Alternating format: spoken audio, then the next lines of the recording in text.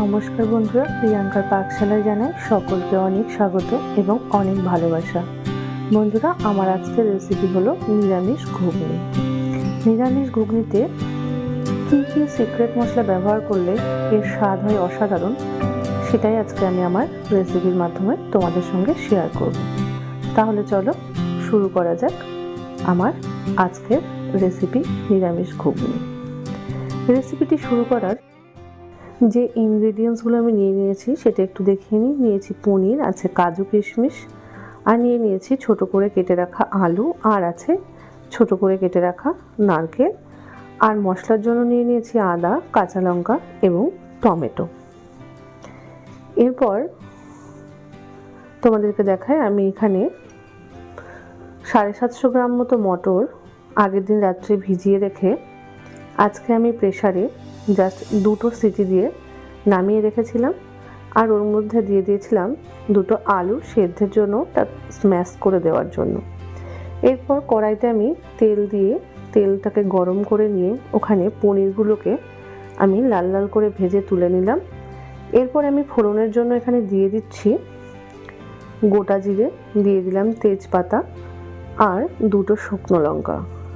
এছাড়া আছে গোটা গরম মশলা, যার মধ্যে আছে এলাচ, লবঙ্গ এবং দারচিনি।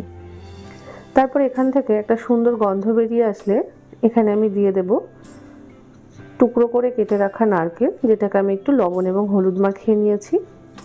তারপর এটাকে দিয়ে আমি 2 থেকে 3 মিনিটের জন্য হালকা ফ্রাই করে নিয়ে ওখানে অ্যাড করছি টুকরো করে কেটে রাখা আলু।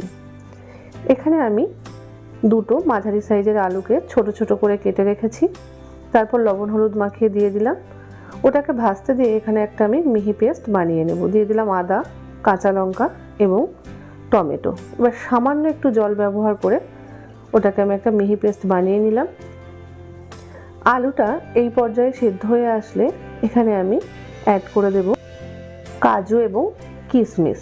ওটাকে দিয়ে জাস্ট কয়েক সেকেন্ডের জন্য একটু নাড়াচাড়া করে নিয়ে অ্যাড করব পেস্ট করে রাখা মিহি মশলাটা, আদা, কাঁচা লঙ্কা এবং টমেটো।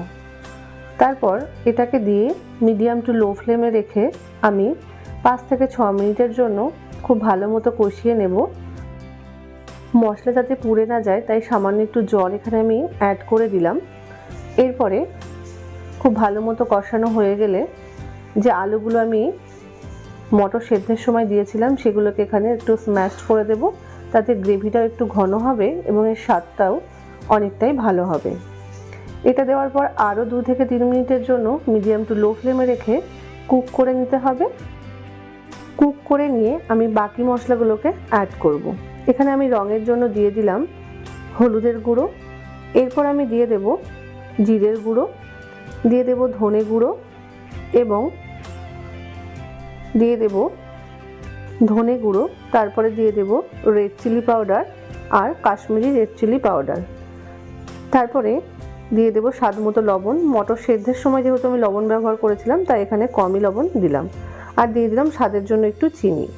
তারপর মশলাটাকে আরও 3 থেকে 4 মিনিটের জন্য মিডিয়াম টু লো ফ্লেমে রেখে ভালো করে কষিয়ে নিয়ে এখানে অ্যাড করে দেব সেদ্ধ করে রাখা মটরগুলো।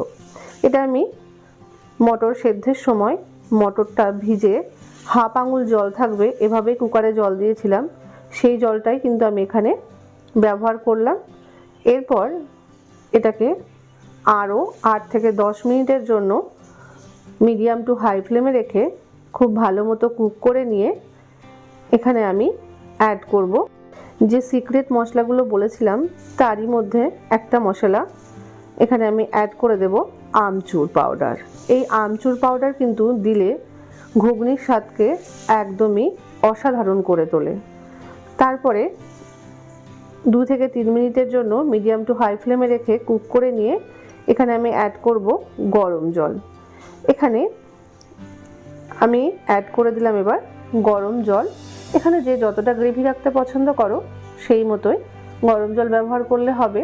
তবে আমরা কিন্তু সাধারণত ঘুগনিতে খুব বেশি গ্রেভি পছন্দ করি না, ওটা মাখা মাখা হলেই ভালো হয়, তাই আমি খুব বেশি জল কিন্তু ব্যবহার করিনি। এখানে আমি অ্যাড করে দিয়েছি গরম মশলা, তারপরে দিয়ে দিলাম ভেজে রাখা পনির, এবং এটা দেওয়ার পরে আমি 3 থেকে 4 মিনিটের জন্য কুক হতে দেব। তার মধ্যে একটা মশলা আমি বানিয়ে নিচ্ছি। এখানে দিয়ে দিলাম আমি কিছুটা গোটা ধনে, দিয়ে দিলাম গোটা জিরে, আর দিয়ে দিলাম শুকনো লঙ্কা।